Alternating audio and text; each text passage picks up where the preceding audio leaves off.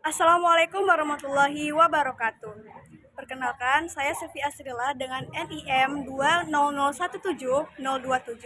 Sebelumnya yang terhormat kepada Ibu Dr. Siti Ainim Liusti, SPDM HUM, selaku dosen pengampu mata kuliah dialektologi.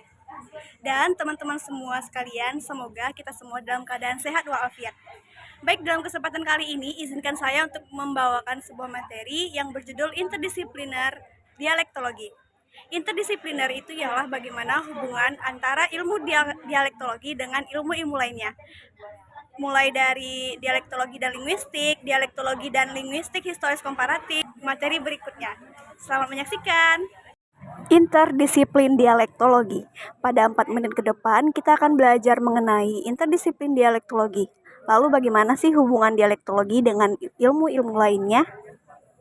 Seiring dengan perkembangan teori linguistik, kajian dialektologi bertumbuh pada konsep-konsep yang dikembangkan dalam linguistik. Hal itu terjadi karena dialektologi merupakan salah satu cabang linguistik. Konsep-konsep yang dimaksud berkaitan dengan konsep-konsep linguistik umum seperti konsep fonem dan alofon atau konsep fitur distintif atau ciri pembeda. Untuk bidang fonologi, konsep-konsep morfem, alomorfemis dan morfofonemis di bidang morfologi, konsep-konsep frasa, klausa, dan morfosintaksis untuk bidang sintaksis. Pertama, kita masuk kepada dialektologi dan linguistik. Dalam bidang fonologi, konsep-konsep tersebut digunakan untuk mengidentifikasi unsur-unsur pembeda suatu dialek. Masih tentang dialektologi dan linguistik, dalam bidang morfologi, konsep-konsep tersebut digunakan untuk mengidentifikasi unsur-unsur pembeda suatu dialek seperti imbuhan di akhir atau sufiks a yang berfungsi sebagai pembentuk verba perintah atau imperatif. Setelah fonologi dan morfologi, dalam linguistik ada bidang sintaksis. Lalu, interdisiplin dialektologi dan sintaksis. Dalam bidang sintaksis, konsep-konsep tersebut digunakan untuk mengidentifikasi unsur-unsur pembeda suatu dialek berwujud kata, frasa, dan kalimat. Yang kedua, ada dialektologi dan linguistik historis komparatif. Linguistik historis komparatif memberikan sumbangan terhadap kajian dialektologi, yakni ada hubungan timbal balik atau interseksi, terutama pada aspek diakronis atau historis, dan metode penelitiannya, baik secara kuantitatif maupun kualitatif. Yang ketiga, dialektologi dan sosiolinguistik. Sosiolinguistik memberikan suatu perspektif baru dalam kajian dialektologi berupa variabel sosial penuturnya dan konteks pemakaiannya, baik konteks penutur, tempat, situasi, dan sebagainya.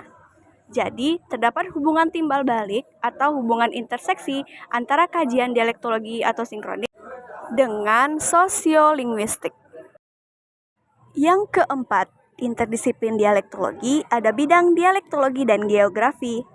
Dialek diperlukan informasi dan pengetahuan yang berhubungan dengan geografi, seperti monografi desa atau daerah yang dialeknya diteliti.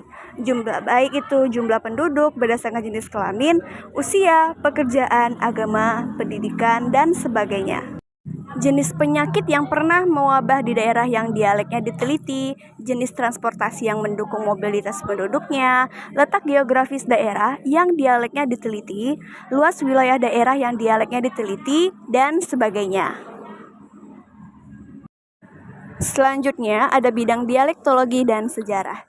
Kontribusi ilmu sejarah pada kajian dialektologi misalnya berkaitan dengan penentuan bentuk yang digunakan untuk merealisasi suatu makna dalam suatu dialek atau subdialek tertentu. Sebaliknya, kontribusi dialektologi pada ilmu sejarah berkaitan dengan rekonstruksi sejarah.